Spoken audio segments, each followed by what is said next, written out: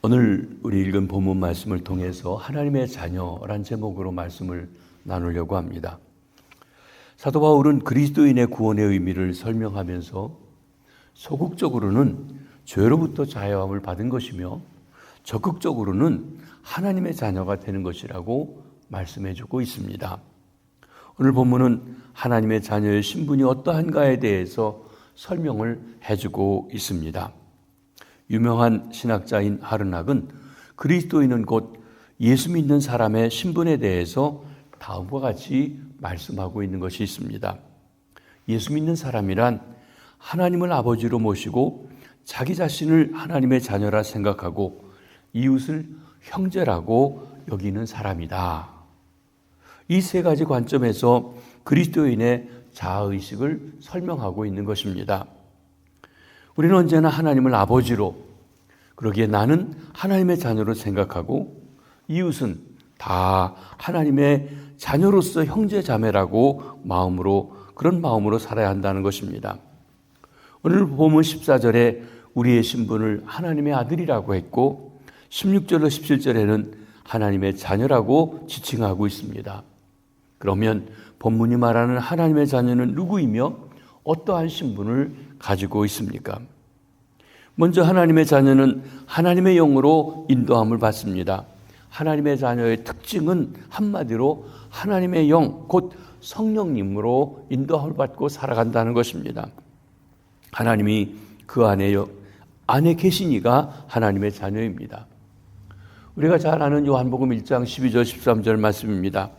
영접하는 자, 곧 그 이름을 믿는 자에게는 하나님의 자녀가 되는 권세를 주셨으니 이는 혈통으로나 육정으로나 하나님의 뜻으로 나지 아니하고 오직 사람의 뜻으로 나지 아니하고 오직 하나님께로부터 난 자들이니라. 하나님께서는 그 아들 예수 그리스도를 이 땅에 보내시고 그를 믿는 사람, 곧 그를 영접하는 사람들을 하나님의 자녀로 받아주십니다. 그리고 이렇게 예수를 구주로 믿는 사람, 그들에게 하나님의 영 성령님을 선물로 주십니다. 그러므로 예수를 믿어 하나님의 자녀가 된 사람은 하나님의 영 성령이 계십니다. 성령님이 생명이십니다. 하나님의 생명 곧 영생이십니다. 성령이 그 안에 있는 자, 하나님의 생명이 있는 것입니다. 그러기에 하나님의 자녀라고 하셨습니다. 하나님의 영인 성령이 우리 안에 거하시면 우린 더 이상 육신에게 지배받지 아니하고 영에 있게 됩니다. 우리가 영에 있다는 것, 곧 영으로 산다는 것이며 영으로 난 사람은 곧 하나님의 자녀 그리스도인인 것입니다. 로마서 8장 9절 말씀이 이를 증거해 줍니다. 만일 너희 속에 하나님의 영이 거하시면 너희가 육신에 있지 아니하고 영에 있나니 누구든지 그리스도의 영이 없으면 그리스도의 사람이 아니라. 그리스도의 사람을 어떻게 단정합니까? 바로 하나님의 영이 있는 사람은 그리스도의 사람이고 하나님의 영이 없으면 그리스도의 사람이 아니라고 이야기합니다. 나아가 하나님의 자녀는 성령님을 모시고 살 것만 아니라 성령님을 따라 살아갑니다. 그냥 동적으로 계신 것이 중요한 게 아니라 그분의 인도함을 따라 살아가는 사람이 그리스도인의 특징이라고 했습니다. 성령님만이 우리가 하나님의 자녀로 살아갈 수 있게 하십니다. 성령님만이 우리가 하나님을 기쁘시게 하는 삶을 살아갈 수 있도록 해주십니다. 그러므로 성령 곧 하나님의 영으로 인도함을 받는 이가 하나님의 자녀입니다. 오늘 본문 12절 14절입니다. 그러므로 형제들아 우리가 빚진 자로 돼 육신에게 져서 육신대로 살 것이 아니니라. 우리가 육신대로 살면 반드시 죽을 것이로되 영으로서 몸의 행실을 죽이면 살리니 무릇 하나님의 영으로 인도함을 받는 사람은 곧 하나님의 아들들이라. 우리를 빚진 자라고 얘기했습니다. 빚진 자는 채무를 갚을 의무가 있습니다. 빚을 갚기 전에는 자유하지 못합니다. 우리가 빚을 져보신 경험이 있는 분들은 이해가 잘 되실 것입니다. 도망갈 길이 없습니다. 숨어도 안 됩니다. 평생 마음이 괴롭습니다. 이것이 빚입니다. 전에는 우리가 육신에게 빚지고 끌려다니며 살았습니다. 그러나 이제는 성령에게 빚진 자입니다. 전에 육신에 살 때는 육신이 끄는 대로 끌려다녀야 하는 자리에 있었습니다. 육신의 빚진 자가 되면 육신의 노예가 됩니다. 그러나 이제는 성령의 사람이 되었습니다. 성령의 인도를 받는 삶을 살아갈 책임이 있다고 하는 것입니다. 우리 중에 아무도 육신에 끌려 다니는 빚쟁이처럼 행동해서는 아니 됩니다. 육신대로 살 것이 아니니라. 얼마나 단호한 말씀입니까? 변명의 여지를 조금도 남기지 않고 있습니다. 말을 해도 이제는 육신의 빚진 자처럼 말해서는 안 된다는 것입니다. 우리가 세상에 살면서 흔히 입버릇처럼 하는 말들이 있습니다. 이렇게 악한 세상에서 죄 안 짓고 어떻게 살아가나? 마음은 원이로 돼 육신이 약하도다. 이런 말들은 전부 육신에게 빚져서 끌려다니는 사람의 말이라고 할 것입니다. 성령님을 모시고 사는 사람은 이런 소리가 입에서 나오지 못하게 해야 합니다. 만약 성령님을 모시고 산다고 하면서 여전히 육신대로 살면 그 결과는 비참해집니다. 13절 상반절입니다. 너희가 육신대로 살면 반드시 죽을 것이로되 반드시 죽는다고 말씀하고 있습니다. 이 말씀은 하나님께서 에덴 동산에서 아담을 세워놓고 하신 말씀, 경고의 말씀입니다. 먹으면 정령 죽으리라. 그렇습니다. 육신대로 살면 반드시 죽으리라. 아담에게 하신 말씀과 같은 내용의 것입니다. 이것은 영적인 죽음, 육신적인 죽음, 지옥 영원한 형벌에서 죽는 영원한 죽음을 다 복합적으로 가지고 있는 말인 것입니다. 그러나 영으로서 몸의 행실을 죽이면 산다. 영을 따라 살아가라. 그러면 육신의 행실을 이기며 살 수 있다고 했습니다. 성령의 사람은 성령으로 자기 몸의 행실을 죽인다고 했습니다. 여기 죽인다라고 하는 동사는 현재 동사입니다. 헬라 말에서 현재 동사는 한 번에 그치는 것이 아니라 계속적으로 진행하는 의미를 가지고 있습니다. 그러니까 한 번 죽이는 것으로 끝나는 것이 아닙니다.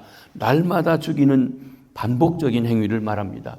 이 점에서 사도 바울이 나는 날마다 죽노라 라고 외쳤던 그 말씀을 이해할 수가 있는 것입니다. 성령님을 따라 살면서 육신의 일들을 날마다 죽이게 되는 것입니다. 우리가 알다시피 우리 영은 구원받았어도 우리의 몸은 아직 구원받지 못하고 있습니다. 이 몸에는 소위 육적이라고 할 수 있는 온갖 종류의 죄성이 있고 나약성이 자리 잡고 있습니다. 한번 충동을 받으면 그때마다 우리 지체 안에는 바람에 출렁거리는 바닷물처럼 무서운 정욕이 발동을 합니다. 이것이 우리 몸이 가지고 있는 약점입니다. 우리가 욕심대로 따르다 보면 몸의 행실이라는 것들이 나타나게 됩니다. 몸의 행실은 죄를 가리킵니다. 단순히 행동만 따지는 것이 아닙니다. 언행심사 전체를 포함하는 것입니다. 생각으로 죄 짓는 것, 말로 죄 짓는 것, 행동으로 죄 짓는 것, 습관으로 죄 짓는 것, 다 몸의 행실이라고 했습니다. 이런 것들이 고개를 들 때 어떻게 해야 합니까? 여기 13절 하반절입니다. 영으로서 몸의 행실을 죽이면 살리니. 그렇게 오는 충동을 성령의 인도하심 속에, 도우심 속에 성령님을 따라가면서 갈 때 그것을 죽이게 된다고 말씀하는 것입니다. 여기 죽인다, 꼼짝 못하게 한다, 끊어버린다 라고 하는 뜻을 가지고 있습니다. 몸의 행실을 죽이는 것 오직 성령님으로 말미암아 되고 성령을 따라 행할 때 가능한 것입니다. 성령을 따라 행하면 몸의 행실이 죽습니다. 성령님이 주시는 생각대로 살아가게 되면 그 순간 몸의 행실은 죽어지게 됩니다. 통제됩니다. 그리고 나는 부활의 삶, 새로운 삶, 하나님이 기뻐하시는 삶을 살아갈 수 있습니다. 성령님의 도우심을 통해 그분이 기대하시는 생명의 삶, 창조의 삶, 그리고 평화의 삶을 살아갑니다. 그러므로 성령을 따라 살아갈 때 몸의 행실이 죽고 부활의 삶이 가능한 것입니다. 큰 두 번째로 하나님의 자녀는 하나님을 아빠, 아버지라고 부르게 됩니다. 우리는 양자의 영을 받아 하나님을 아빠, 아버지라고 부르게 되었다고 했습니다.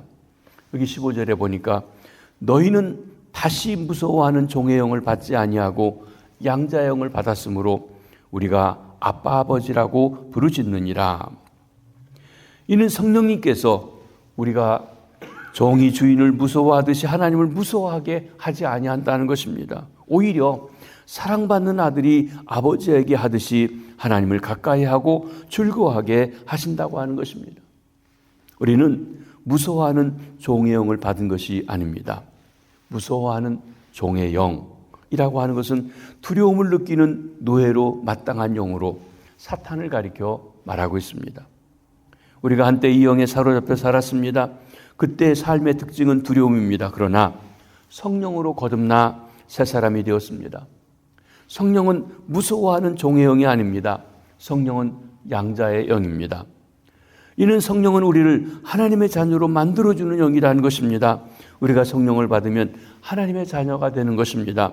그래서 성령을 양자의 영이라고 부르고 있는 것입니다. 양자, 어답션. 이 양자라는 말은 처음부터 그 집의 자녀가 아니고 중간에 자녀가 되었다라고 하는 그런 뜻입니다. 즉 무자격한 상태에서 자녀의 자격을 얻은 것입니다. 사랑하는 성도 여러분, 이 양자라고 하는 말이 우리 문화와 우리 관습에서는 그다지 높게 평가되지 아니합니다. 그러나 성경이 기록되었던 당시 로마 문화권에서 양자는 매우 높은 수준의 특권으로 간주되었습니다. 어떤 경우에 로마 사람들은 양자를 자기가 낳은 자녀보다도 더 귀하게 여겼습니다. 그 이유가 있습니다. 그것은 자식을 낳을 때는 내가 원하는 대로 낳지 못하고 내가 생각한 대로 낳은 것이 아니라 그냥 낳았지만 양자를 삼을 때는 그를 다 따져보고 생각해보고 내 선택의 의지가 담겨있기 때문에 내가 그 양자를 더 소중하게 여기는 것이 있었던 것입니다. 그러기에 로마 문화권에서는 자기가 낳은 자녀와 조금도 차별하지 않았습니다. 어떤 때는 자기가 낳은 자녀보다 더 귀하게 대접했던 것입니다.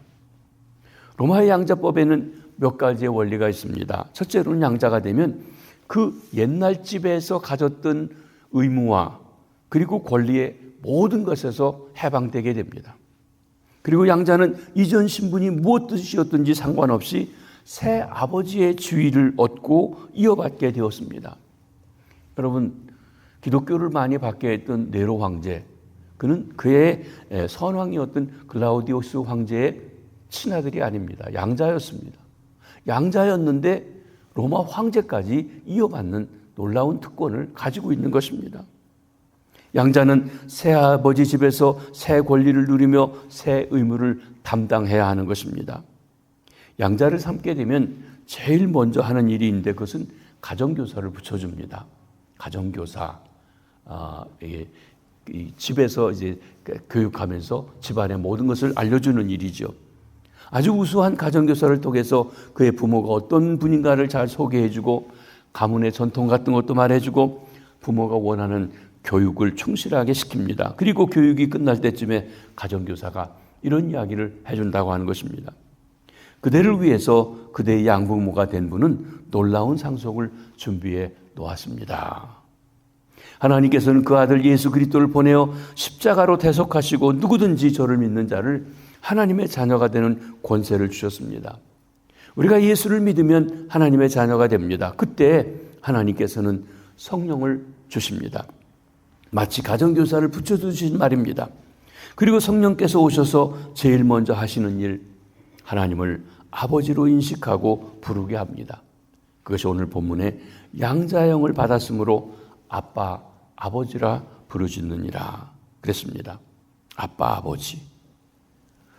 여러분, 하나님을 향해 아빠라고 아버지라고 부르는 것은 예수님께서 세상에 계실 때 하신 말입니다. 아바, 알파, 베타, 베타, 알파 하는 아바. 우리나라 아빠하고 비슷합니다. 상당히 비슷한 말을 가지고 있습니다. 당시 사람들은 하나님을 왕으로, 주권자로만 생각해서 주님이라고 하는 경건한 언어를 사용하기를 좋아했습니다.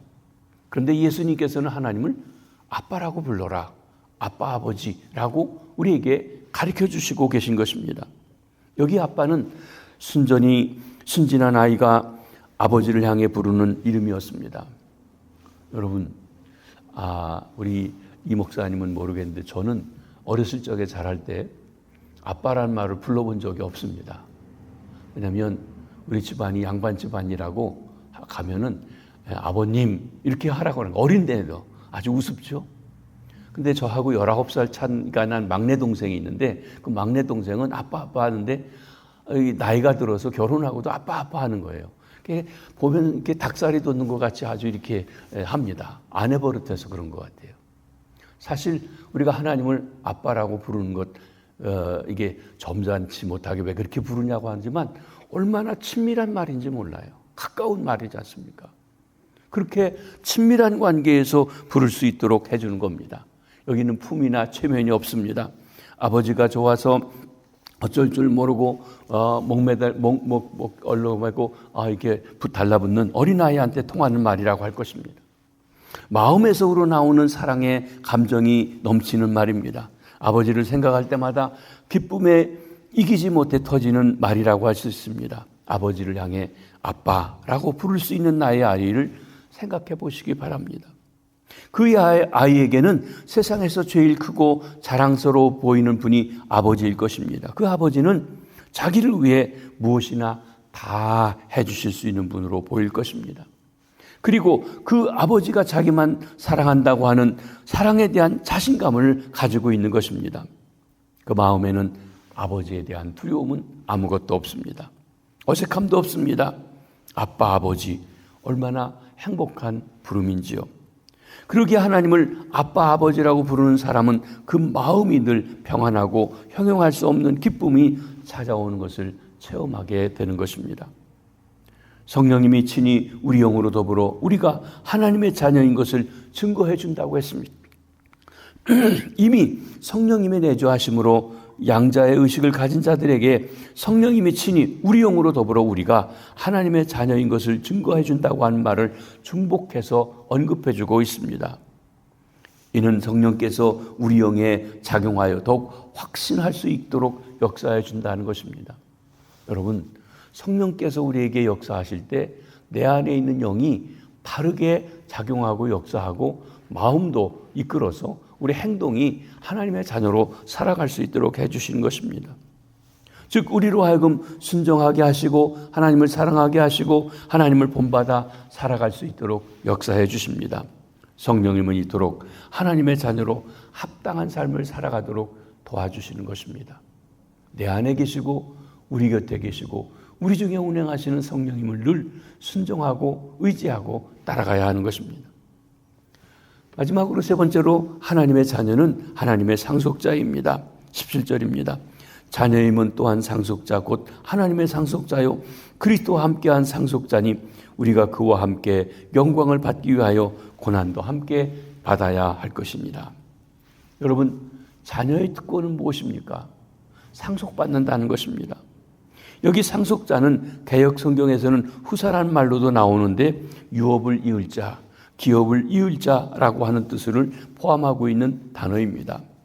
자녀이면 당연히 상속권이 있는 것입니다. 그러면 하나님의 자녀인 우리에게는 어떤 상속권이 있습니까? 무엇을 상속받게 됩니까? 하나님의 자녀는 하나님의 상속자요 그리스도와 함께한 상속자라고 오늘 본문에 말씀하십니다. 이는 천국 기업을 상속함을 뜻합니다. 영생을 말씀하십니다. 그리스도와 함께 상속한 자라고 하는 것은 그리스도에게 주어진 기업을 그리스도와 함께 나누게 되는 것입니다. 예수님께서 요한복음 17장에 교회를 위해서 마지막 기도를 하실 때 아버지여 저들이 내가 아버지와 창조 전부터 누렸던 영광을 함께 누리게 해 주시옵소서라고 기도하신 것을 봅니다. 그렇습니다. 우리 주님이 아버지와 누리는 영광을 함께 누리게 하는 일이라고 할 것입니다. 우리가 그리스도를 통해 죄 용서받고 의롭다 되고 하나님의 자녀가 된 것이기에 천국의 기업도 그리스도를 통해서 그리스도와 함께 누리게 되는 것입니다. 또한 하나님의 자녀는 그리스도와 함께 영광을 받을 상속자입니다. 그런데 그러기 위해서 우리는 예수 그리스도와 함께 고난도 받아야 되는 것입니다. 이제 양자가 되었으면 양자가 되어 간 집의 형편대로 살아가야 됩니다. 그 집이 잘 살면 나도 잘 살고 그 집이 어려움을 겪게 되면 나도 어려움을 겪게 되는 것입니다. 주님과 함께 고난을 받는다는 것, 그렇기 때문에 축복입니다. 하지만 많은 교인들이 축복받는 것에 대해서는 좋아하는데 고난도 함께 받아야 된다라고 할 때는 별로 아멘 소리를 잘 안 하고 좋아하지 않습니다. 근데 여러분, 예수님이 영광을 받으신 것은 반드시 십자가를 통해서입니다. 기독교의 진리이기도 합니다. 고난이 없이 부활이 없습니다. 고난이 없이 승리가 없다고 하는 것입니다. 그러기에 어떤 면에서 내가 하나님의 자녀가 된다는 것은 그리스도가 당한 십자가의 고난을 함께 짊어져야 되고, 그러나 거기에는 반드시 영광의 날이 다가온다고 하는 소망을 우리에게 주시고 있다고 하는 것입니다. 그렇습니다. 여러분, 가족이 어려울 때 함께 아파하는 것이 가족이듯이 교회가 어려울 때 함께 고난을 받는 것이 교인입니다. 우리는 그리스도의 영광을 함께 누리려면 그리스도가 받은 고난도 함께 받아야 합니다. 교회가 많고 교인이 많아도 세상이 변하지 않는 이유는 영광 받기는 좋아하고 고난에 동참하는 일을 꺼리기 때문이 아닌지요. 그런데 그리스도의 영광은 그리스도의 고난 가운데 있습니다.